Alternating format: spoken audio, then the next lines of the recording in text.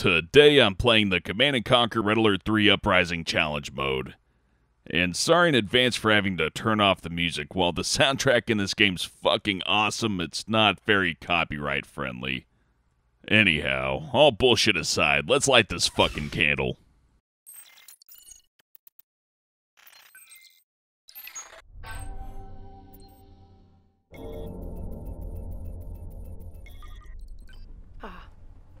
There you are. Here I am. Battle control is finally online and everything is in place. We've acquired the construction vehicles from the three world powers and they're now ready for your disposal. The post-war situation is so bogged down in border disputes that no one will even see you coming. We'll be standing by to collect the technology of the wreckage left behind so that soon we'll have samples of all their military assets to do with as we please. Or as you please. Good luck out there. We'll be monitoring your progress with great interest. I fully endorse this scenario. I'm into this shit. Let's go steal some tech. And no way I'm reading all that shit. In fact, I'm not gonna read anything if I don't have to, because that'll make this really fucking tedious, and I don't think you really want to watch me narrate the whole fucking game. This is easy to explain anyways. You beat a mission, you unlock a piece of tech, and you do your best to beat the part-time, but, you don't really have to beat the part-time if you don't want to. Pretty straightforward, actually.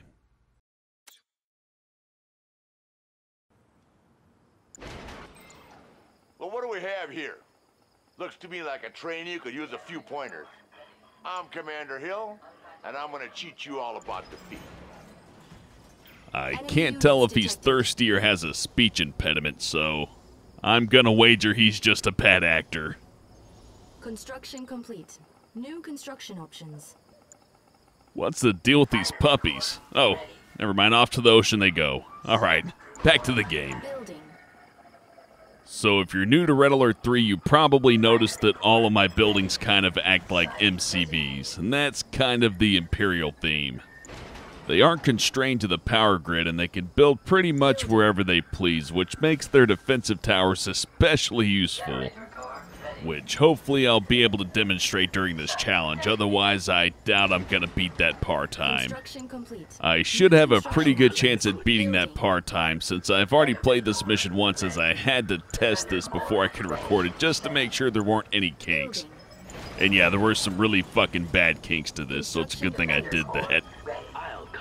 Turns out, if I record the introduction and the introduction video and the mission, just record it all in one big slice like you're seeing here, it desynchronizes and goes from 29 frames per second instead of 30 frames per second, which just causes all sorts of fucking hell. I mean, yeah, I could resync it by 1 second, but that's just one more fucking thing for me to do, you know what I mean? And I'm not too keen on that. Though I don't think that's going to be an issue after Mission 1. If you see me slow down on these uploads, it's probably because it's giving me a lot of shit in the editing process. It's strange how every single Red Alert game requires some special fucking attention if you want to record it. It's really frustrating. So right now my strategy's revolving around Mecha Tengus. They're going to be really useful for taking out all these infantry and attacking his base. I would have built the barracks and some infantry, but this level's full of attack dogs, so... well, you know, just common sense right there. You wouldn't want to do that. Though it would be nice to build some engineers to capture those oil derricks. It's really not necessary, and the time spent trying to gather extra resources and expand your base, well, that'll push you over the part-time, so what's the point of doing that? Well, at least it would push me over the part-time as the Imperials, but then again, I'm not sure if I'm going to beat the part-time here at all, so maybe I shouldn't talk about the strategies too much and just focus on what I'm going to do to win.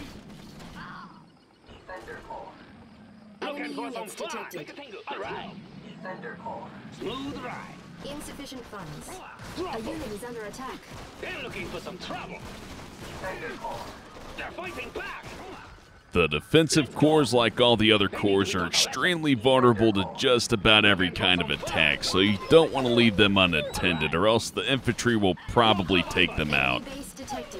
Once they unpack, they're pretty powerful, but I still wouldn't leave them unattended because they can still get taken out by infantry by themselves. They're not the most powerful defensive tower. Though they're not terribly expensive to replace, it is kind of a pain to get them to the places where you need them to be, so letting them die is just not a good idea. Let a Mecha Tengu take the hit. They cost the same, but it's way easier to get a Tengu out there. Blast the Mecha Tengu. Construction complete. Expiring rate. I don't think I'm beating the part-time today. While the Mecha Tengus and the defensive turrets work really well against the infantry, they're not so good against blowing up buildings, so this is going to take a while. I built tsunami tanks, but the upgrade from the Mecha Bay takes 30 seconds, and by then I'll be well over the part-time anyways, so it's kind of pointless to do that now. Insufficient funds. We're in charge here. Thinking about it, what I should have done is built the barracks and built maybe 5 or 6 rocket troopers, maybe just 4. Keep it up. Wouldn't need that much, just enough to take out these buildings in a timely manner. Just as long as I kept them in the back with the defense cores, they probably would have survived long enough to actually take some of these buildings out. That would have worked out way better. Makes me wonder if the part-times are achievable with each faction, or if you should pick a certain faction to reach that part-time. Some fun. Come on, let's Because I got a feeling I would have a little bit of an easier time as the Soviets right now. Some sickles would cause a lot of damage, and getting the hammer tanks up wouldn't be that expensive. blast the Mecha Oh Tengu. well. Sometime in the future I'll have to come back and try to get the part-time, but for now I'm just gonna try to get them, and if I can't, no big deal. Thankfully, you don't have to beat the part-time to unlock anything to my knowledge. It's just something to make it a little bit more fun and difficult. Otherwise, this would probably be a bit too easy. You are victorious. You've got a few good moves for a little whelp. I'll give you that. Not a very hard mission, but a good one to start out on. This should be a pretty good way to learn the game.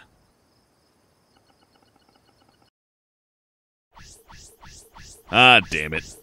Well, 50 seconds over par isn't that bad. I could have gotten it if I just built a couple of tank hunters, or whatever they're called. I've still got a lot to learn about all these factions.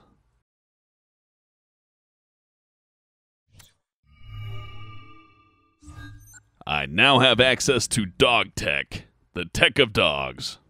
We've made tremendous advancements in squeaky toy technology to make the ultimate attack dogs.